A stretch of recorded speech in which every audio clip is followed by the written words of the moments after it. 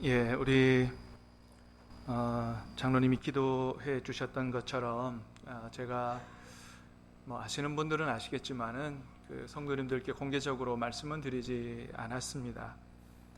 저를 한 10년 동안 괴롭혀 온 병이 하나 있습니다. 후종인대 골화증이라는 병인데 저도 그런 병이 있는지 처음 알았습니다. 흔하진 않은데 동양인들에게 꽤 많이 나타나는 병이라 그래요. 목뼈 뒤에 있는 인대가 이게 골화됨으로 뼈처럼 굳어져서 중추신경을 누르는 그런 병이에요.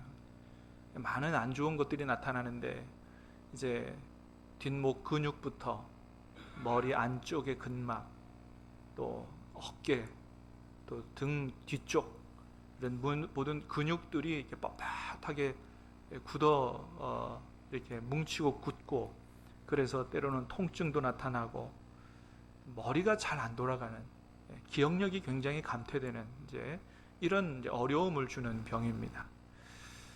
때로 신경을 너무 많이 쓰거나 스트레스를 받으면 더 심하게 굳어요. 그러면 머리 두통이 나타나고 어지럼증이 나타나는, 저를 굉장히 많이 괴롭혀 온 병인데, 여러분들도 느끼셨겠지만은 제가 예전보다 기억력이 많이 이렇게 좀 떨어진 거를 아마 느끼시는 분들도 계셨을 겁니다.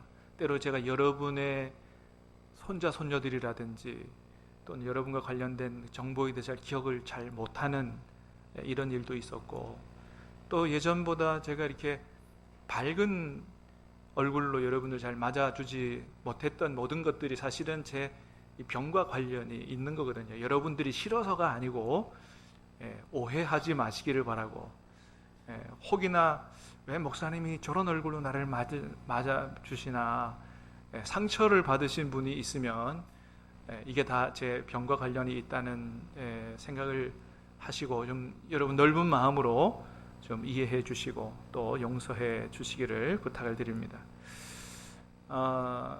일찍부터 수술을 하려고 그랬습니다마는 의사 선생님들이 지금은 수술할 때가 아니라고 수술 안 해주는 거예요. 그래서 수술할 때가 오면 수술해야 된다고, 그래서 여기까지 버티다가 이제 수술을 하게 됐는데, 수술하면 한 80% 90% 좋아진다 그럽니다.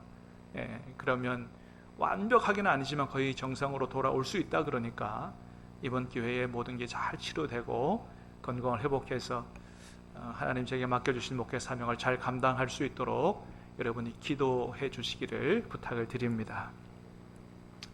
제가 수술하고 나면 한 달 정도는 목 보호대를 차고 있어야 된다 그럽니다. 그래서 한 달 정도 이제 강단을 제가 피우게 될 텐데, 오늘 무슨 말씀을 전할까를 기도하다가 오늘 본문 읽은 말씀이 마음에 많이 와 닿았습니다.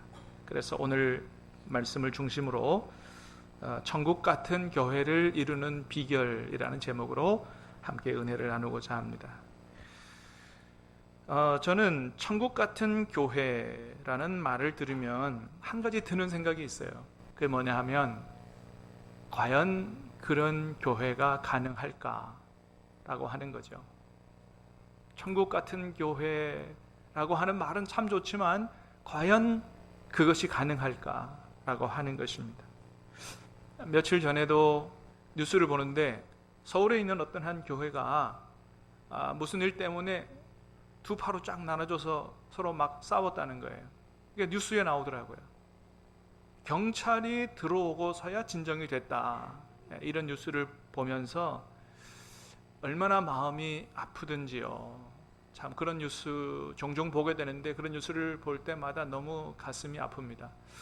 주님의 몸된 교회가 어쩌다가 이렇게 됐을까? 주님의 몸된 교회인데 말이죠. 우리 교회는 너무너무 좋다, 정말 너무너무 좋다, 이런 교회는 별로 찾아보기가 어렵고, 이렇게 아픈 교회들이 너무나도 많은 이때에 정말 천국 같은 교회가 가능할까라는 생각이 듭니다. 그런데 성경은 말씀해요.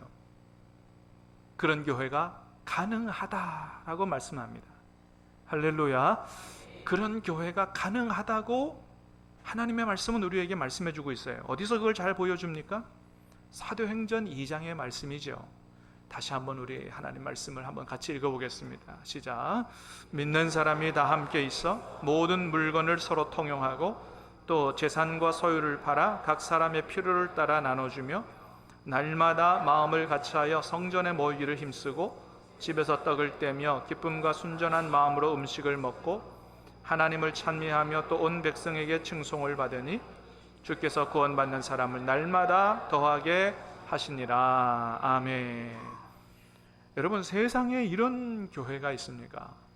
모든 물건을 서로 통용하고 또 자기의 재산과 소유까지 팔아서 없는 사람에게 나눠주고 날마다 마음을 같이해 성전에 모이기를 힘쓰고 찬양하며 예배하며 또 온 백성 지역 주민들에게까지 칭송을 받고 그래서 주께서 그 교회를 통해서 날마다 구원받는 사람을 더하게 하셨다. 모든 교회의 모델이 될 만한 그런 교회죠. 그런데 여러분, 이런 교회 안에도 다 똑같은 사람만 있었던 것은 아니라는 거예요. 우리가 초대교회의 말씀을 잘 읽어보면 그 초대교회 안에는 히브리어를 쓰는 히브리파 유대인도 있었고요, 또 헬라어를 쓰는 헬라파 유대인도 있었습니다. 이렇게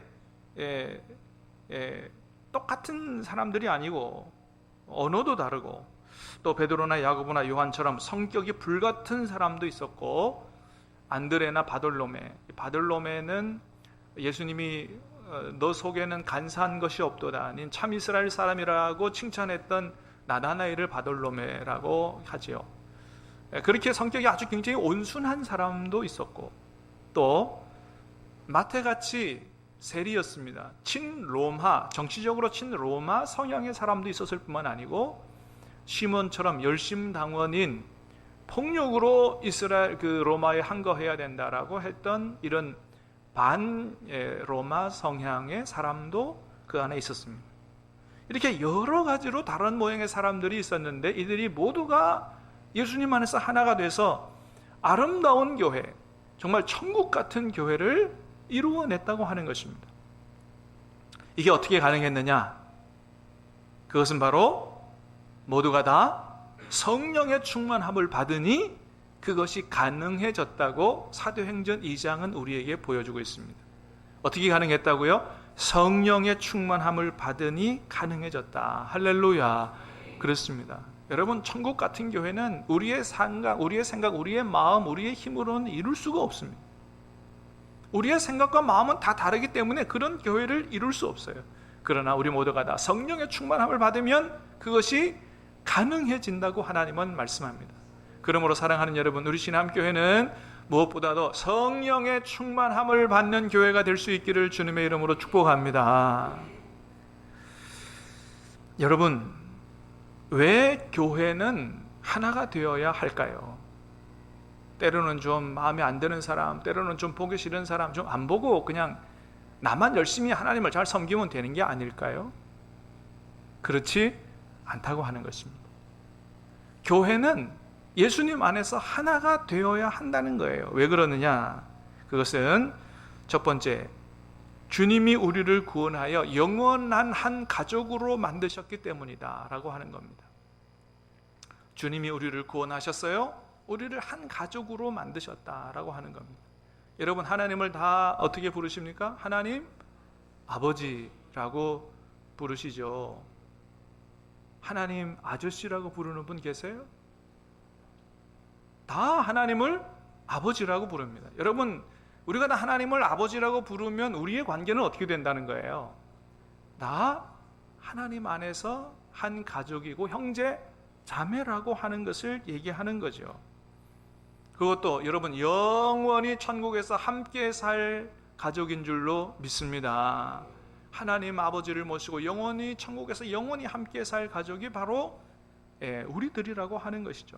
그렇기 때문에 우리가 다 죽으나 사나 함께 살아야 할 하나님의 가족이다라고 하는 것입니다. 어떤 목사님 설교를 듣다 보니까 그런 책을 하나 소개하더라고요. 그냥 살자라는 책인데요. 그냥 살자. 이 책의 내용은 한마디로 말하면 우리가 유연한 마음을 가질 때 행복한 삶을 살게 된다라고 하는 책의 내용이에요. 예. 여러분 그렇습니다. 우리 안에 나이, 성별, 출신 지역, 자라온 환경, 학력, 성격, 여러분 많은 차이가 있죠. 그런데 우리가 영원히 함께 살아야 될 하나님의 가족이기 때문에 이런 차이들, 이런 것들을 참 다 뒤로 하고 좀 넓은 마음, 유연한 마음을 가지고 함께 살아야 한다라고 하는 겁니다. 여러분 그렇습니다. 가족은요, 가족은 뭐가 가족이냐? 그냥 함께 사는 게 가족이죠. 누가 돈을 버냐, 누가 돈을 안 버냐, 누가 똑똑하냐, 누가 덜 똑똑하냐, 뭐 이런 게 다 의미가 없는 거예요. 가족은 뭐예요? 그냥 같이 사는 거죠. 그냥 같이 사는 게 가족입니다. 여러분 그렇습니다. 정말 우리가 하나님을 아버지로 섬기는 그런 영원한 한 가족이라면 어떻게 해요? 누가 잘났냐 못났냐 아무런 의미가 없는 겁니다. 그냥 예수님 안에 같이 사는 것입니다. 그것이 바로 하나님 아버지의 뜻이다라고 하는 것입니다. 우리 부산말 중에서 아주 성경적인 말이 하나 있어요. 그게 뭐냐 하면 우리가 남이가 라고 하는 말입니다. 제가 아무리 들어도 정말 성경적인 말이에요. 한번 같이 해볼까요? 우리가 남이가. 네. 옆에 분 보면서 한번 얘기하세요. 시작. 우리가 남이가. 네. 여러분 그래요. 우리는 남이 아니에요. 믿습니까? 우리는 하나님 안에서 한 가족입니다. 앞으로 이런 말 자주 쓰시기를 바랍니다. 정말 성경적인 말이에요. 그러므로 예수님의 피를 나누어 받은 예수님 안에 한 가족임을 믿고 서로 사랑하며 살게 되기를 주님의 이름으로 축복합니다. 두 번째는 서로 사랑으로 하나 되는 것이 예수님의, 우리를 구원하신 예수님의 소원이기 때문에 그렇습니다. 요한부터 13장부터 16장까지는 소위 그걸 다락방 설교다 그렇게 얘기합니다.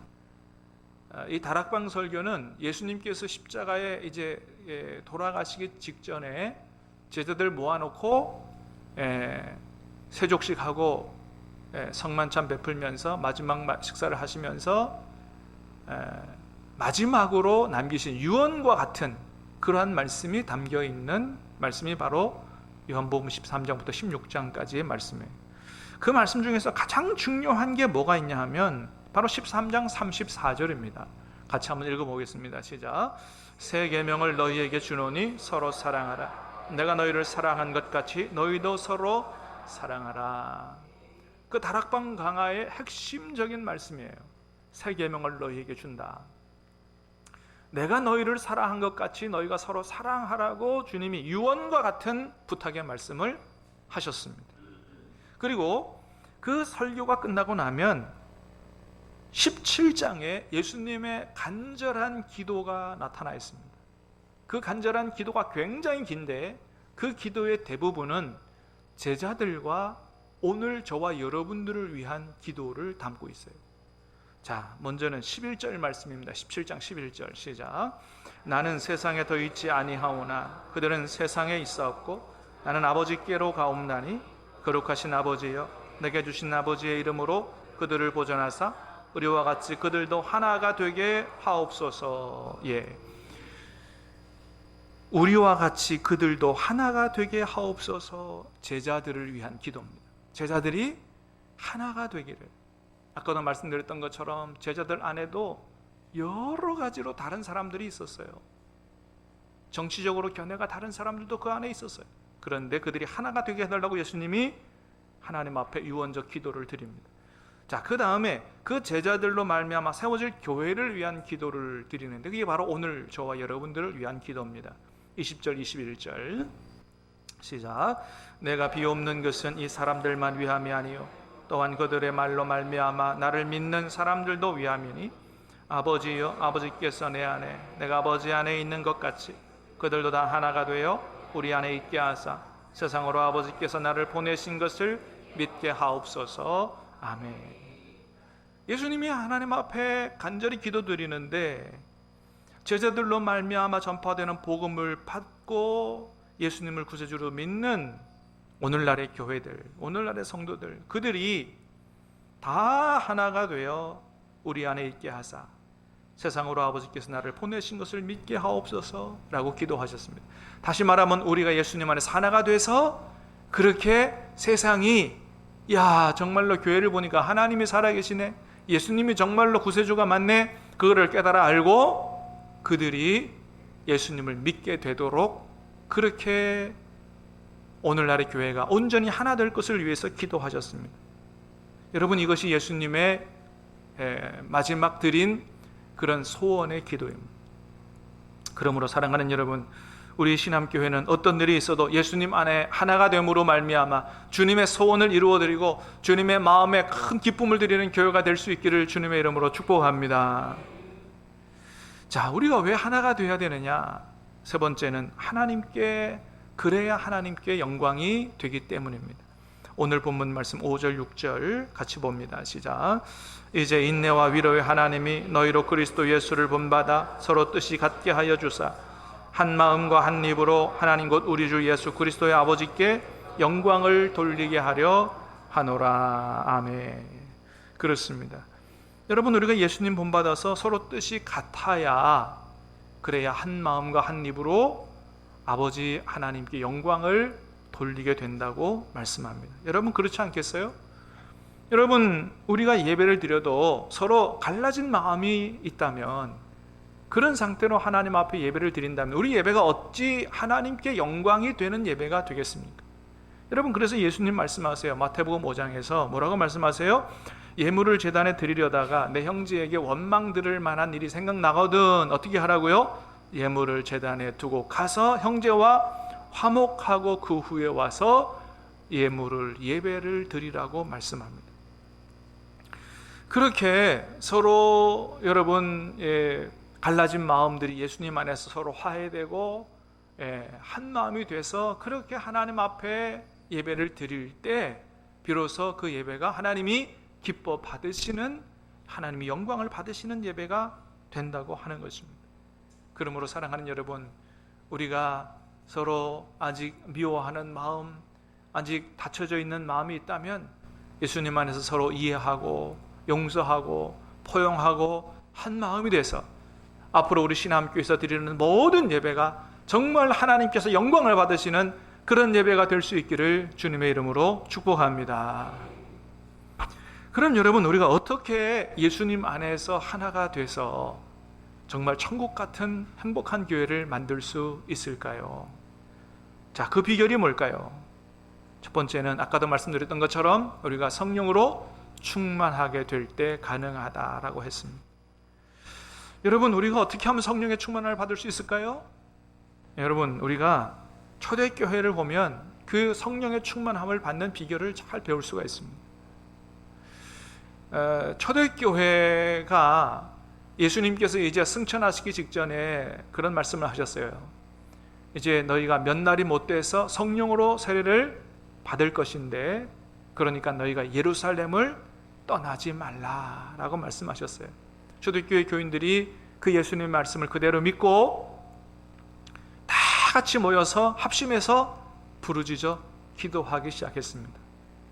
그러다 몇 날이 못 돼서 오순절이 되고 오순절에 모두가 다 성령의 충만함을 받은 이야기가 사도행전 2장에 기록되어 있습니다. 이와 같이 예수님 하신 약속의 말씀을 굳게 붙들고 다 함께 모여서 기도할 때 성령의 충만함을 받았다는 거예요. 여러분, 우리도 마찬가지라는 겁니다. 주님이 오늘 우리에게도 약속해 주신 말씀이 있어요. 누가복음 11장 13절입니다. 같이 읽겠습니다. 시작. 너희가 악할지라도 좋은 것을 자식에게 줄 줄 알거든 하물며 너희 하늘 아버지께서 구하는 자에게 성령을 주시지 않겠느냐 하시니라. 아멘. 그렇습니다. 여러분, 악한 자라도 자식에게 좋은 것을 줄 줄 알거든 하물며 하늘 아버지께서 구하는 자에게 성령을 주시지 않겠느냐고 말씀하십니다. 그래서 여러분, 우리도 이 말씀을 그대로 붙들고 구하는 자에게 주신다 그랬으니 주님 믿습니다. 우리가 하나님 앞에 간절히 기도할 때 우리에게 성령의 충만함을 부어달라고 우리 모두가 다 함께 모여서 함께 부르짖어 기도하면 하나님 약속하신 대로, 주님 약속하신 대로 반드시 우리에게 성령의 충만함을 허락해 주실 줄로 믿습니다. 역사적으로 봐도요, 우리나라에 1907년에 아주 위대한 부흥의 역사가 있었죠. 1907년 평양대부흥운동인데, 평양대부흥운동의 시작이 됐던, 출발이 됐던 1903년 원산부흥운동이 어떻게 일어나게 됐냐 하면, 2명의 여자 선교사들이 모여서 이 땅에 부흥을 달라고 간절히 기도할 때부터 시작했습니다. 모든 성령의 충만함과 그 부흥의 운동의 시작은 두 사람부터 모여서 합심하여 기도한 것으로부터 시작된 것을 볼 수 있어요. 1907년도도 마찬가지입니다. 600명이 모여서, 원래 한 1000명 정도 모였습니다만은 이제 많은 사람들이 돌아가고 나머지 한 600명이 이대로 돌아갈 수 없다고 하나님 앞에 우리에게 성령의 충만함을 부어달라고 간절히 새벽 2시까지 합심해서 기도했을 때 하나님께서 큰 은혜를 부어주시고 그들에게 성령의 충만함과 심령의 부흥을 허락해 주셨던 것을 우리가 말씀을 통해서, 기록을 통해서 볼 수가 있습니다. 여러분, 그래서 모여서 합심해서 함께 부르짖어 기도하는 게 굉장히 중요한 거예요. 간절히 부탁을 드립니다. 제가 강단을 비운다 할지라도 여러분, 나오실 수 있는 분들은 다 새벽에 나오셔서 정말로 교회를 위해서, 우리 교회뿐만 아니고 한국 교회를 위해서 기도해 주시기를 바라고, 수요일 날은 모두가 다 나와서 나라와 민족과 교회와 강단과 저를 위해서, 또 자녀손들을 위해서 부르짖어 기도해 주시기를 부탁을 드립니다. 그렇게 정말로 하나님 앞에 모여서 간절히 부르짖어 기도할 때 머지않아 하나님께서 우리에게 성령의 충만함을 부어주시고 우리 교회에도 큰 부흥의 역사를 주님이 이루어 주실 줄로 믿습니다. 이 약속을 믿고 간절히 같이 기도하는 게 중요하다. 두 번째는, 성령께서 우리를 하나 되게 하시지만, 그러나 성령의 감화 감동을 따라서 우리가 해야 될 일도 있다는 거예요. 우리가 해야 될 일, 그게 뭔가?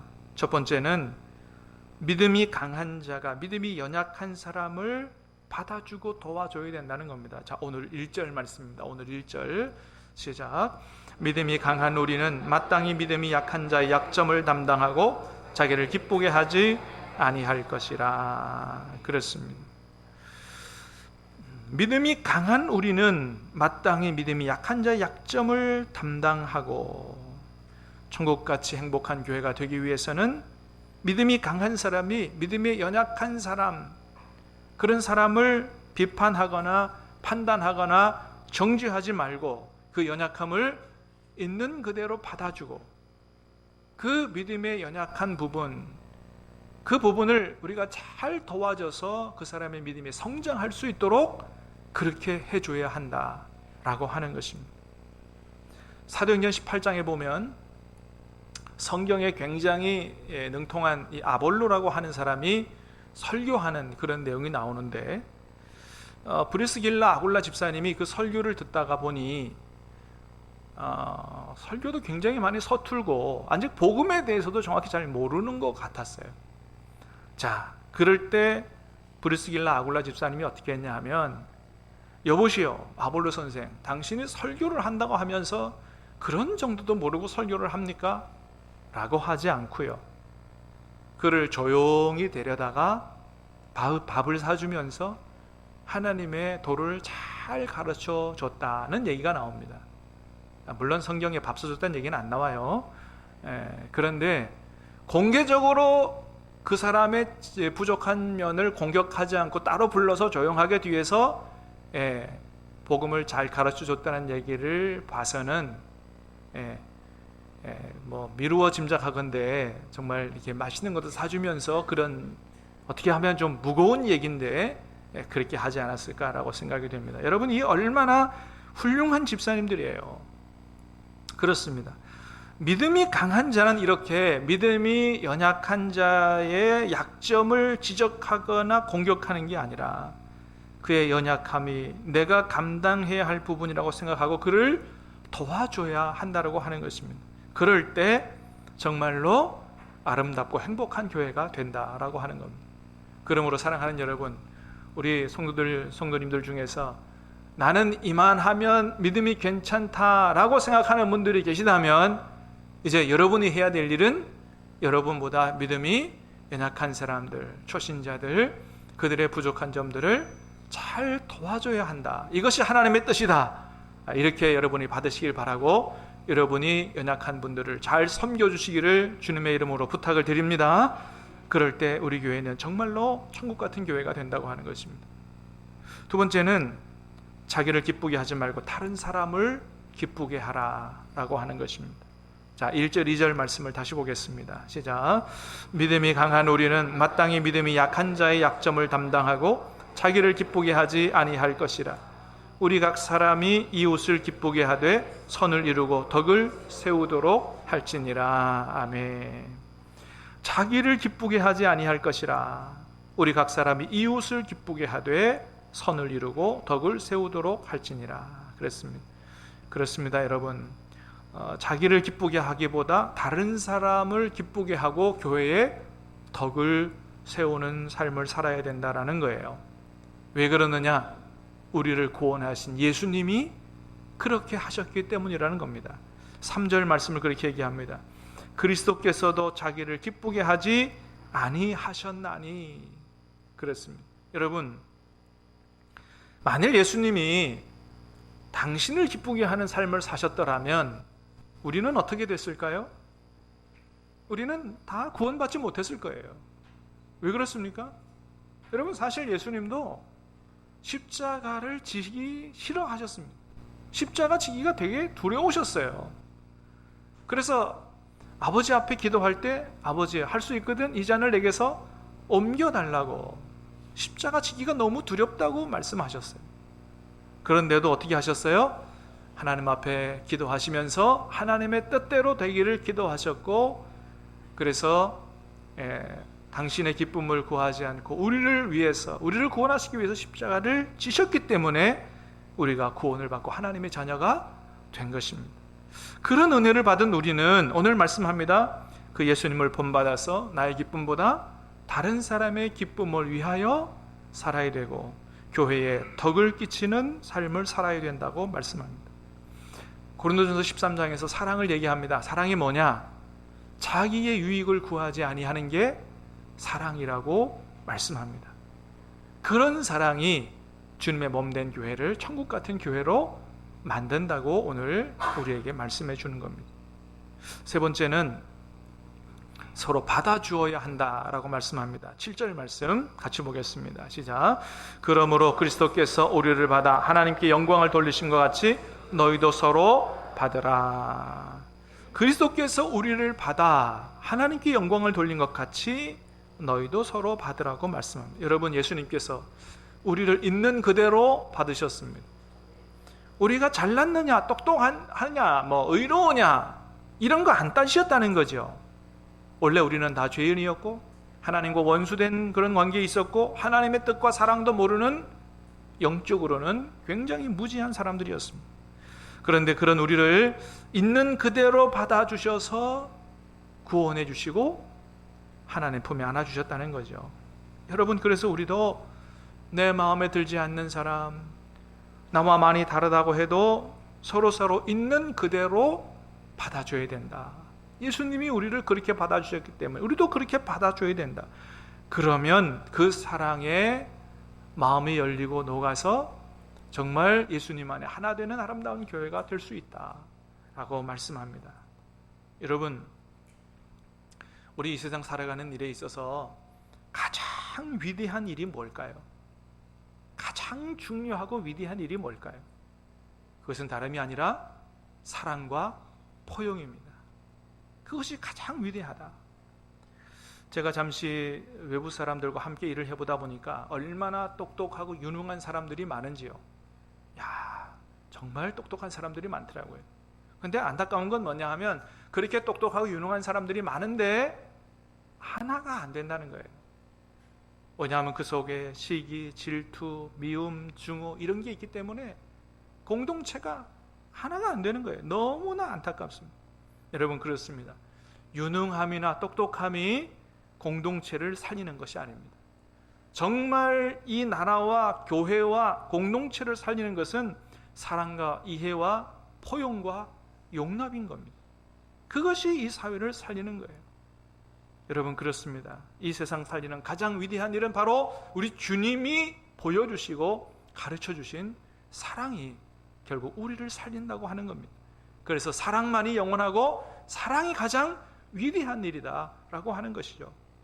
사랑이 없으면 아무것도 아니라고 말씀하시는 하나님의 말씀은 정말 진리의 말씀인 것입니다. 사랑하는 여러분, 우리 신함교회 성도님들은 오늘 하나님 주신 그 말씀대로 사랑이 제일인 줄로 믿고 우리 모두가 다 정말 합심하여 성령의 충만함을 받고 그 사랑의 능력을 힘입어 이해하고 포용하고 예수님 안에 하나가 돼서 정말 천국교회 같은 교회를 만들고 저 세상에 있는 모든 사람들에게 큰 감동을 주고 그 사람들을 다 주님 앞으로 인도할 수 있는 그러한 복된 교회, 행복한 교회, 천국 같은 교회가 될 수 있기를 주님의 이름으로 축복합니다. 우리 같이 찬양하고 기도하고